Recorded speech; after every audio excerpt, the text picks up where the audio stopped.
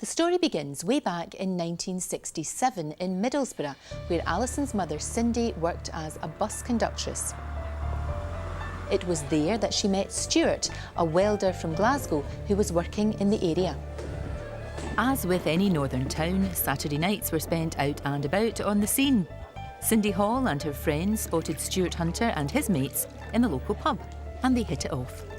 It was in the mid-60s. We were building oil rigs. The money was good, so there were good times. And one night in the pub, this girl became friends with me, and one thing led to another, and we had a good time. Cindy was above average in looks, well above average.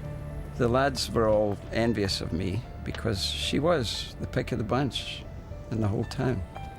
She was flamboyant, she was fun, she was always smiling, she was everything. I had no intentions of staying in Middlesbrough, and the girls knew that we would move on, and we did. So it was casual, but we were very friendly. Cindy also told Stuart that she couldn't have any children, so you can understand his surprise when she later told him that she was pregnant. She told me that she couldn't, and she was amazed, but she could, and did. In 1967, Cindy had a baby girl she called Alison and believed that Stuart was the father. But Stuart and Cindy's relationship was a casual one, and to this day he suspects Cindy was going out in the town and meeting other men. So he's not convinced that he is Alison's birth father. There was definitely other boys, no doubt. What they were doing with her, I don't know. Stuart had a very lucrative offer of employment in Canada and took the opportunity to further his career overseas. Meanwhile, Cindy remained in Middlesbrough bringing up baby Alison.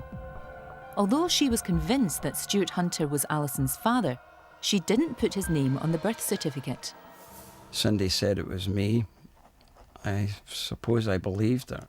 And it never occurred to me that it may have been somebody else. 4 years after Alison was born, Cindy decided to get back in contact with Stuart. So she sent a letter with baby photographs of Alison to Mrs. Hunter in Scotland. My mother got a letter from Cindy with photographs of Alison, which my mother forwarded to me in Canada with no comments. And I was curious. When Stuart saw the photos, he decided to give Cindy the benefit of the doubt and travelled back to Britain to see Alison. It was Christmas Eve 1971 when Stuart turned up out of the blue on Cindy's doorstep to meet Alison for the first time. Cindy was delighted to have him back and woke her daughter up to introduce her to Stuart.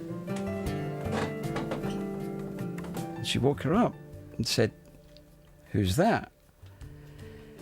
And Alison said, "That's my dad."